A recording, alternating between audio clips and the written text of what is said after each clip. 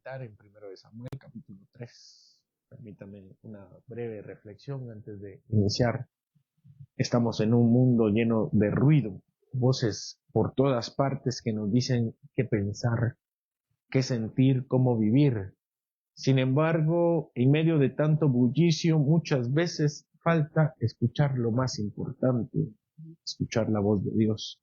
Esto no es nada nuevo. En 1 Samuel capítulo 3 encontramos una situación muy parecida. Nadie escuchaba la voz de Dios. El pueblo estaba sumido en una profunda oscuridad moral y religiosa, y aún sus líderes espirituales como Elí y sus hijos se encontraban en el mismo hoyo, tolerando el pecado. Pero hoy tenemos la historia de un Dios que busca a los hombres a través de uno de ellos para entregar un mensaje. Ese siervo es Samuel, un niño que ha crecido en la presencia de Dios y encontrará su lugar como el portador de la voz de Dios. 1 Samuel capítulo 3 versículo 1 inicia nuestro texto. Y el joven Samuel ministraba a Jehová en presencia de Elí, y la palabra de Jehová escaseaba en aquellos días, no había visión con frecuencia. Como ya hemos mencionado acerca de Samuel, él fue entregado por su madre para el servicio del tabernáculo. Esto se refiere con ministrar, él servía. Siendo levita, no era sacerdote, sino levita, ministraba con un efod especial. El tabernáculo era el lugar de la presencia de Dios, y Samuel tenía el gran privilegio de apoyar a los sacerdotes en esa tarea. Y en este capítulo veremos que Samuel suma a sus tareas un nuevo privilegio. En el capítulo anterior vimos cómo el autor de Samuel, no solamente entendemos y apreciamos la historia, sino yo les pido que cuando lean la Biblia aprecien la forma en que se construye la historia. Y en el capítulo anterior vemos cómo el autor de Samuel construye la historia haciendo notar dos tipos de personas. Samuel, por un lado, que estaba creciendo en la presencia del Señor, mientras que Elí y sus hijos decaían de la presencia del Señor. Vemos cómo confeccionó también las historias de Samuel y la familia de Elí para mostrarnos las decadencias. Elí como líderes espirituales de Israel y al mismo tiempo el ascenso de Samuel como una vida de piedad. Ahora en este capítulo vemos una confección literaria similar. Empezamos con la escasez de la palabra de Dios en los tiempos de la familia del sacerdote Elí y el ascenso de Samuel, ahora no solamente como alguien que estaba en la presencia de Dios piadosamente, sino ahora él trae la voz de Dios. Así comienza este capítulo. Samuel era un joven que cumplía con todas sus labores levíticas en el tabernáculo de una forma diferente a los sacerdotes, como Elí, Ofni y Fines. Pero recordemos que ellos no solo deben ministrar en el tabernáculo, los levitas también debían predicar al pueblo de Israel. Debían explicar la ley de Dios dada a Moisés. En ese sentido se enseñaba la palabra de Dios y ni tampoco eso hacían a Israel. El pecado desenfrenado de los hijos de Elí, el silencio pasivo de su padre y la indiferencia del pueblo había contribuido a un ambiente en donde Dios, como forma de juicio, retira su palabra del pueblo. Y cuando Dios no habla, el alma del pueblo muere. Sin la palabra no hay luz, sin la palabra no hay dirección, no hay vida. Cuando el Señor quita su palabra debemos entenderlo como una forma de juicio. Solamente la palabra la única que puede reavivar el alma del hombre. Y cuando el Señor retira su palabra, cuando el Señor no manda a sus profetas, está haciendo un castigo para aquellos que buscan al Señor. Sin embargo, aún en el silencio el Señor está obrando. En medio de esta decadencia moral, Él está formando un siervo. Aunque nadie lo ve, aunque Él ni siquiera entiende su llamado, Samuel está creciendo delante del Señor. La boca de Samuel está siendo preparada por Dios, aunque los ojos de Elí se estaban apagando. Versículos 2 y 3. Y aconteció un día que estando Elí acostado en su aposento, cuando sus ojos comenzaban a oscurecerse de modo que no podía ver, Samuel estaba durmiendo en el templo de Jehová donde estaba el arca de Dios, y antes que la lámpara de Dios fuese apagada, antes que la lámpara de Dios fuese apagada. Elí era un hombre muy anciano cuyos ojos perdían la visión. Él dice que estaba en su aposento, es decir, en su cuarto, en su dormitorio. El tabernáculo de Moisés, yo les voy a pedir que recuerden la vez que leyeron Éxodo, pero el tabernáculo de reunión era una gran carpa que tenía 3 lugares principales. Bueno, solamente 3 lugares. El atrio exterior, así como un patio, donde se realizaban los holocaustos en el altar. Ahí en el patio estaba el altar. El segundo lugar más adentro era el lugar santo, y en el lugar santo estaba la mesa con los panes de la proposición, el candelabro, que se le llamaba la menorá, y el altar del incienso. Y un cuarto más adentro se le llamaba el lugar santísimo, donde estaba solamente el arca del pacto, y ahí estaba la presencia verdadera de Dios. En pocas palabras, el tabernáculo no tenía dormitorios, como si los tendrá el templo. Cuando veamos el templo, sí va a tener dormitorios para los levitas y para los sacerdotes. De hecho, en Ezequiel, primero Dios, terminamos Ezequiel. Ahí vamos a ver los cuartos de los sacerdotes. Pero el tabernáculo no lo tiene. El tabernáculo solamente tiene estos 3 lugares. Tal parece que se había realizado una estructura. Dice que el tabernáculo ya está en Silo, ya está instalado en Silo, y aunque es una tienda de campaña, parece que ya tiene otras tiendas de campañas alrededor, y ya es una estructura más compleja, un complejo, con varios cuartos, seguramente para los sacerdotes y levitas que ministraban en el tabernáculo. Tenían que ministrar constantemente, no pueden ir a su casa y después regresar, tenían que estar ahí. Así que Samuel también estaba durmiendo en su propio cuarto, ¿verdad? Dice que él dormía en el templo de Jehová, donde estaba el arca de Dios. Recordamos que aquí la palabra templo solamente significa santuario, que puede ser tanto el templo como el tabernáculo. Samuel no podía dormir en el lugar santo, ni mucho menos en el lugar santísimo. Entonces, cuando el texto dice que él dormía en la presencia del Señor, no es que durmiera en el lugar santo ni en el santísimo, ni siquiera en el atrio, sino que estaba dentro del complejo juntamente con los otros sacerdotes. Y él también estaba pendiente de las actividades del templo. Se añade un detalle importante, si pueden ver ahí al final de ese versículo. Fue antes que la lámpara de Dios se apagara. ¿Qué significa esto? ¿Es un dato solamente? No. Y es que la menorá, el candelabro que estaba en el lugar santo, tenía 7 brazos, ¿verdad? 3 de un lado, 3 del otro lado y uno en medio. Y esta menorá era la lámpara de Dios, que era encendida continuamente todas las noches. Caía la tarde y se encendía, y a la mañana siguiente, cuando salía el sol, cuando estaba saliendo el sol, se apagaba. Entonces toda la noche mantenía su brillo. ¿Qué quiere decir esto? Que el Señor le llama en la madrugada. No ha salido el sol y el Señor le llama. Los sacerdotes tenían la responsabilidad de encenderla al atardecer usando aceite puro de oliva y mantenerla encendida toda la noche hasta la mañana siguiente. Y es ahí donde el Señor llama. Es en esa hora en la que el Señor llama. Versículo 4 y 5. Ahora Jehová llamó a Samuel y él respondió, heme aquí. Y corriendo luego a Elí dijo, heme aquí, ¿para qué me llamaste? Y Elí le dijo, yo no he llamado, vuelve y acuéstate. Y él se volvió y se acostó. La voz de Dios aparece cuando ésta escaseaba, dice. Ni había profetas. La voz de Dios fue suficientemente fuerte para despertarlo, pero lo suficientemente suave para que pensara que podía ser la voz de un anciano dormitado. Samuel parece que responde, dice acá, ¿verdad? Heme aquí, dice. Aquí estoy. Pero luego dice que se levanta y va con Elí al dormitorio de Elí y le dice lo mismo. Heme aquí, aquí estoy. ¿Para qué me llamaste? Naturalmente, Elí negó haberlo llamado. Todo lo contrario, lo devuelve para que se duerma. Versículos 6 y 7. Y Jehová volvió a llamar otra vez a Samuel, y levantándose Samuel vino a Elí, y dijo, heme aquí, ¿para qué me has llamado? Y él dijo, hijo mío, yo no he llamado, vuelve y acuéstate.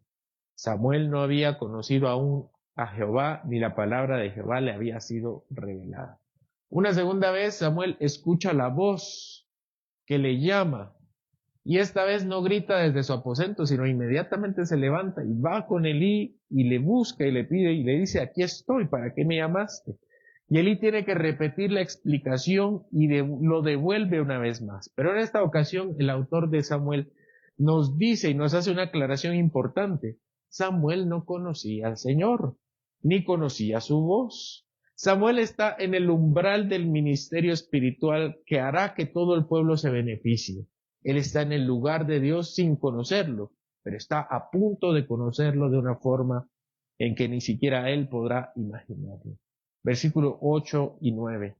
Jehová pues llamó la tercera vez a Samuel, y él se levantó y vino a Elí y dijo, heme aquí, ¿para qué me has llamado? Entonces entendió Elí que Jehová llamaba al joven. Y dijo Elí a Samuel, ve y acuéstate, y si te llamare dirás, habla Jehová, porque tu siervo oye.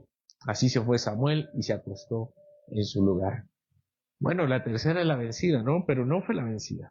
El sacerdote Elí sabía la respuesta. Llega Samuel otra vez, aquí estoy, no sabemos si con carácter de aburrido o desesperado, pero llega otra vez con Elí, y Elí entiende que no era él quien estaba llamando, sino Dios. Al final de cuentas era el santuario de Dios, por eso le dice, si vuelves a escuchar la voz, responde, habla Jehová porque tu siervo oye. Y no lo he dicho, pero ese es el nombre de este sermón. Habla Jehová porque tu siervo oye. La respuesta de Samuel, levantarse y acudir a Elí, muestra la disposición y obediencia de Samuel, pero también su necesidad de un guía, pues aún no está completamente seguro de lo que está sucediendo. Y el Señor es persistente y paciente para alcanzar a sus siervos y para acompañarlos de manera espiritual. Sigue diciendo el versículo 10. Y vino Jehová y se paró y llamó como las otras veces, Samuel, Samuel. Entonces Samuel dijo, habla porque tu siervo oye. Finalmente Samuel estaba preparado para encontrarse con su Dios. La actitud es fundamental para todo creyente, para que todo creyente pueda conocer a su Señor. Es una apertura completamente sincera para recibir la palabra del Señor. Señor, háblame que te escucho. Oír no es solamente colocar los oídos, es responder con entrega, reconocer la autoridad. Eso es lo que hizo Samuel. Versículo 11 al 14. Y Jehová dijo a Samuel, he aquí yo haré una cosa en Israel, que quien la oyere le retiñirán ambos oídos. Aquel día yo cumpliré contra él todas las cosas que he dicho sobre su casa, desde el principio hasta el fin, y le mostraré que yo juzgaré a su casa para siempre, por la iniquidad que él sabe, porque sus hijos han blasfemado a Dios y él no los ha estorbado. Por tanto yo he jurado a la casa de Elí, que la iniquidad de la casa de Elí no será expiada jamás, ni con sacrificios, ni con ofrendas. El Señor había llevado este mismo mensaje a Elí una vez más. ¿Se recuerdan? En el capítulo anterior, Elí recibe un profeta que no se le identifica y le lleva la condena que este capítulo está repitiendo. La repetición de Dios demuestra la urgencia y determinación del Señor. Ahora, dos profecías contra Elí. El Señor estaba determinado para castigarlo. Esta profecía dice que retiñirá, es decir, sonará vibrantemente como un metal que es golpeado. Imaginen la profecía. Imaginen a este niño, probablemente 12, 13 años, a quien se le encomienda la dura tarea de decirle a su casi padre que moriría como juicio de Dios. Y no solo él, también sus hijos. La profecía contra Elí y su familia era completamente segura de inicio a fin. Samuel, aún niño, está por convertirse en el testigo y vocero de una acción divina. No recibe un entrenamiento gradual, sino es introducido en el oficio profético con una carga muy pesada: anunciar el derribo de la casa sacerdotal que ha estado a cargo del culto en Silo. Aunque les habló, no actuó con la fuerza necesaria. Aunque Elí le habló a sus hijos, no actuó con la fuerza necesaria. Elí nunca ejerció una autoridad verdadera como padre ni como sumo sacerdote. Elí falló como autoridad, falló como autoridad espiritual en su propia casa, y Dios le hace completamente responsable. Este es un recordatorio solemne de que el liderazgo espiritual implica el deber ineludible de la disciplina cuando la santidad del culto está en juego. ¿Cuál es el cargo que presenta el Señor contra Elí? Bueno, que sus hijos han blasfemado a Dios. Elí ha sido un mal padre que ni siquiera les estorbaba. En el capítulo anterior podemos ver que Elí, alguien podría decir al leer el capítulo anterior que Elí sí les estorbaba, porque Elí les exhortaba y les decía: hijos míos, no hagan tal cosa, porque el pueblo dice y sabe y escucha. De modo que el Señor se refiere a que Elí no estaba estorbando verdaderamente a sus hijos. Elí estaba haciendo recomendaciones, y lo que el Señor le pidió a Elí era volverse en una barrera, interrumpirles verdaderamente, para que no se acercaran de forma blasfema delante del Señor. Eso no lo hizo Elí. Nunca se puso en la brecha entre el Señor y ellos. Y el juicio llega. Finalmente, en el versículo 14, una sentencia definitiva. Por tanto, dice: yo he jurado que a la casa de Elí, que la iniquidad de su casa no será expiada jamás, ni con sacrificios, ni con ofrendas perpetuas. Esta es la declaración, una de las declaraciones más duras del Antiguo Testamento. Dios está diciendo que el tiempo de misericordia ha pasado para la casa sacerdotal. No porque Dios no pueda perdonar, porque su gracia es infinita, sino porque en este caso la obstinación, la impiedad persistente y el abuso espiritual han colmado toda medida. Lo que se profanó no solo fue una función administrativa del templo, de la dinámica del tabernáculo, sino el propio lugar donde Dios hacía morar su nombre. Las consecuencias entonces eran irreversibles. Para Samuel, esta revelación también debemos verla de forma formativa. Esta experiencia lo introduce a la realidad de la vocación profética, es decir, la verdad de Dios, incluso cuando duele, incluso cuando condena, hay que decirla. Para nosotros esta palabra es también una advertencia, es que nadie está exento de juicio. Y como dice 1 de Pedro capítulo 4 versículo 17, es necesario que el juicio inicie por su propia casa. Y no hay impunidad para quienes desprecian su santidad. A la vez, aquí hay una enseñanza sobre la paciencia de Dios, porque Dios se lo había advertido antes y esperó, pero cuando el pecado persiste sin arrepentimiento, el Señor no es indiferente, sino que juzga con justicia. La historia de la casa de Elí nos debe sacudir, porque rompe con cualquier ilusión de inmunidad religiosa. Es que no eran paganos, ellos no eran paganos los que estaban bajo amenaza, eran los sacerdotes de Israel. Hombres que servían en el tabernáculo, que ofrecían sacrificios continuamente, que llevaban las vestiduras sagradas y llevaban en su frente una placa que decía Santidad a Jehová. Y sin embargo, estaban bajo el peso de la ira divina. Dios no hace acepción de personas. Tener este cargo espiritual, y no debemos pensar únicamente en la vocación pastoral. Como vimos en nuestras lecciones acerca del quinto mandamiento, ser cualquier adulto, anciano, joven, cualquier tipo de autoridad es legítima y tiene una responsabilidad. Tener ese cargo espiritual, una historia de servicio o una posición respetada ante el pueblo no protege a nadie del juicio. cuando hay un pecado persistente y falta de arrepentimiento. La santidad de Dios es tal que no tolera ningún tipo de corrupción espiritual, sobre todo cuando ocurre en el corazón del culto. Si Dios no perdonó la iniquidad de los hijos de Elí y responsabilizó también al Padre por no estorbarla con firmeza, ¿cómo podrá el cristianismo contemporáneo descansar en una falsa seguridad mientras tolera todo tipo de abusos, un doble discurso y el uso del ministerio como un privilegio sin santidad? Seguimos leyendo versículos 15 al 18. Y Samuel estuvo acostado hasta la mañana y abrió las puertas de la casa de Jehová, y Samuel temía descubrir la visión a Elí. Llamando pues Elí a Samuel, le dijo: Hijo mío, Samuel. Y él respondió: heme aquí.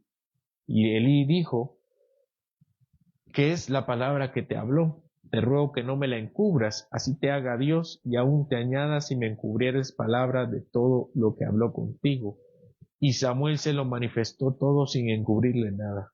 Entonces él dijo: Jehová es, haga lo que bien le pareciere. Era común entre los levitas o los asistentes del culto que abrieran las puertas, como Samuel lo hizo al despertar cuando vino la mañana. Él abre las puertas no eran puertas, sino eran cortinas, pero él abre las cortinas, abre esos pórticos para permitir el ingreso de los sacerdotes y los adoradores. Que Samuel tenga esta tarea muestra su integridad en el servicio diario del tabernáculo. A pesar de haber recibido una palabra tan dura y tan difícil de juicio, él cumple su deber. Sin embargo, no podía evitar el peso de lo que había oído. Dice que Samuel temía descubrir la visión a él. Tenía miedo de decirle a su padre espiritual qué era lo que el Señor le había dicho. Y el temor es natural. Elí era su autoridad, era su figura paternal. Le dijo: hijo mío. El sacerdote anciano, a quien servía desde niño, él era su nuevo padre. El mensaje recibido no era solamente una revelación abstracta, sino era un juicio que tenía su nombre.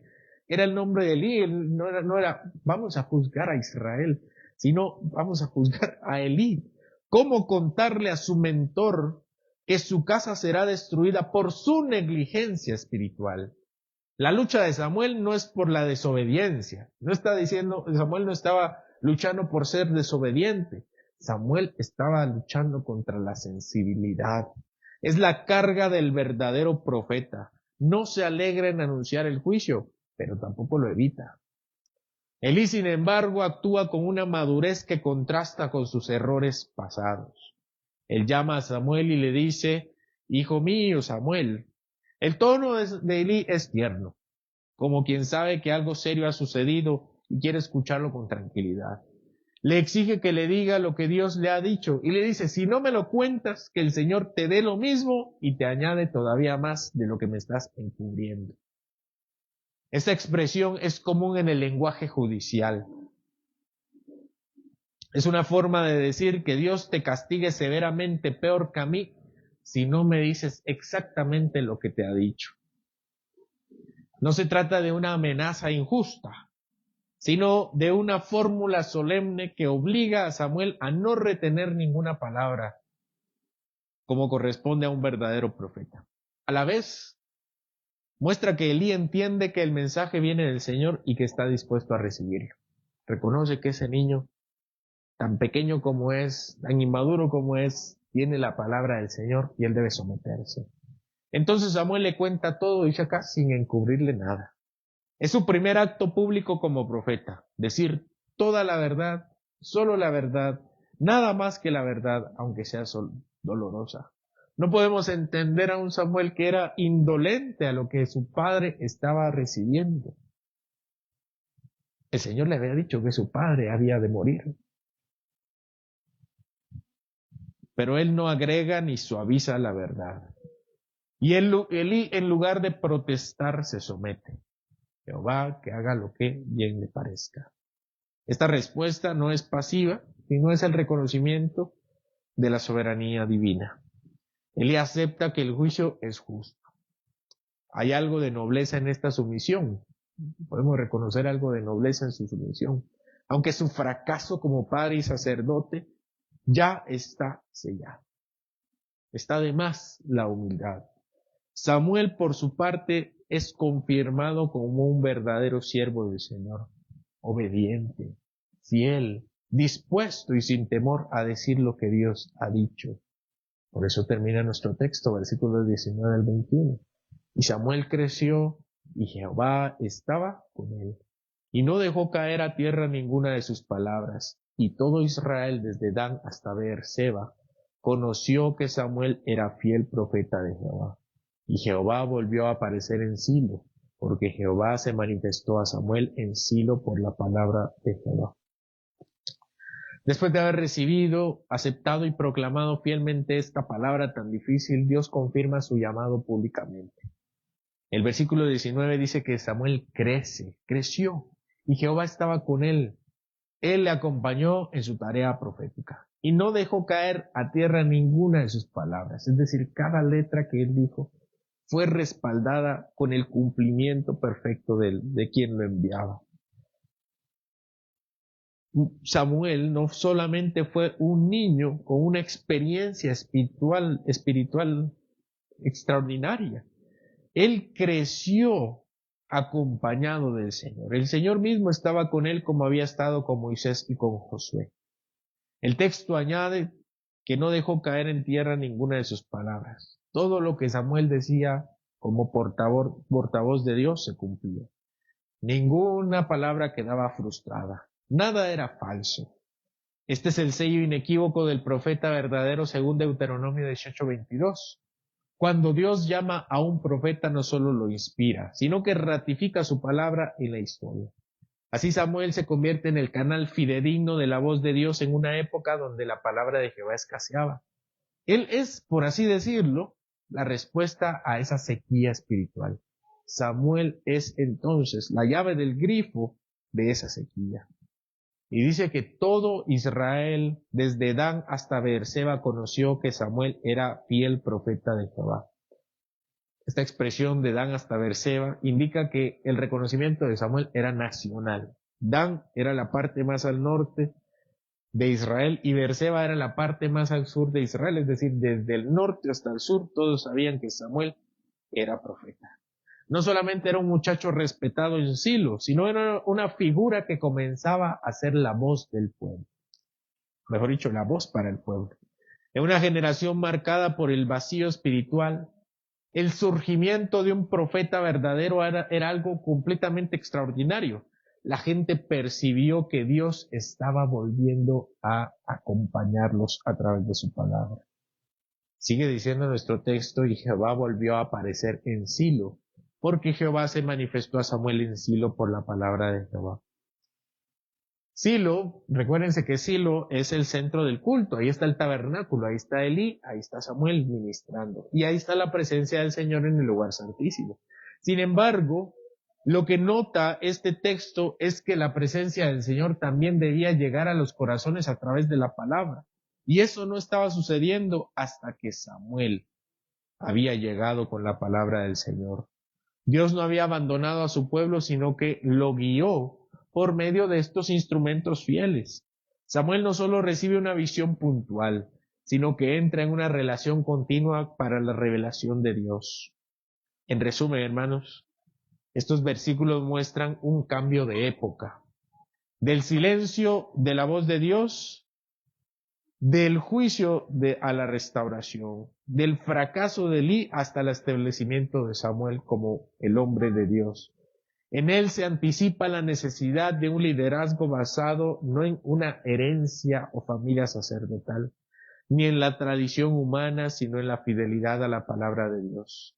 En un sentido mayor, Samuel prefigura a nuestro Señor Jesucristo, fiel en todo lo que se le encomendó, lleno del favor de Dios y confirmado públicamente como verdadero portavoz del cielo.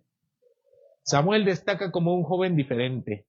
Mientras la mayoría vivía ajena a la voz divina, Samuel responde y le dice al Señor, habla, porque tu siervo oye. Este contraste es penetrante. Muchos quieren que Dios les hable, pero no tienen tiempo para escuchar a Dios. Muchos quieren que el Señor les diga qué hacer, pero nunca tienen la disposición para leer su palabra. Samuel, en cambio, no pide una palabra para curiosidad, sino que se ofrece completamente como su siervo. No importa qué tengas que decirme, yo lo escucho y yo lo diré. ¿Estás tú dispuesto a escuchar realmente lo que Dios dice? ¿O solo quieres oír lo que se ajusta a tus ideas o deseos? ¿Tienes un corazón de siervo como Samuel o uno que necesita ser siempre persuadido, convencido, siempre alguien al que siempre intentan convencerlo? ¿Lees la Biblia como quien busca a Dios o como quien solo cumple su deber? En una época donde abunda la información religiosa, escasea la obediencia. Samuel nos recuerda que el verdadero siervo de Dios no es quien más conoce, sino quien más se somete a la voz de Dios. Como Samuel, nuestro Señor Jesucristo fue enviado a un pueblo en crisis espiritual, líderes espirituales corruptos y corazones fríos. Pero a diferencia de Samuel, Jesús no solo habló la palabra de Dios, Él era la palabra de Dios. Como Samuel, Jesús creció en gracia y sabiduría, y fue fiel en todo lo que se le encomendó y habló solo lo que el Padre le mandó. Pero hay una gran diferencia entre Samuel y nuestro Señor. Samuel proclamó el juicio de Dios, pero Samuel no podía cargar sobre sí mismo el juicio de Dios. Jesús sí lo hizo. En la cruz Él soportó el juicio que merecía nuestro pecado, incluso nuestros pecados, como padres, líderes, creyentes negligentes o como oyentes indiferentes. La iniquidad que no podía ser expiada con sacrificios en la casa de Elí, Jesucristo pudo expiarlo en la cruz del Calvario. Jesús no solo vino a decirnos la verdad del juicio que merecemos, aunque sí lo hizo, vino a ser el puente por el cual Dios vuelve a hablar a su pueblo rebelde para traerlo a Él. Como Samuel, Cristo fue enviado en medio de una generación endurecida por su pecado. En el día en que el culto se había degradado y el corazón del pueblo se había alejado. Pero a diferencia de Samuel, que solo podía decir, así ha dicho Jehová, Jesús podía decir, el que me ha visto a mí, ha visto al Padre. Samuel sirvió como un mediador profético entre Dios y el pueblo, pero Cristo es el mediador definitivo, que no solo transmite la palabra a los oídos, sino que la siembra en los corazones de los creyentes. En Samuel Dios volvió a hablar. En Cristo Dios volvió a habitar entre nosotros.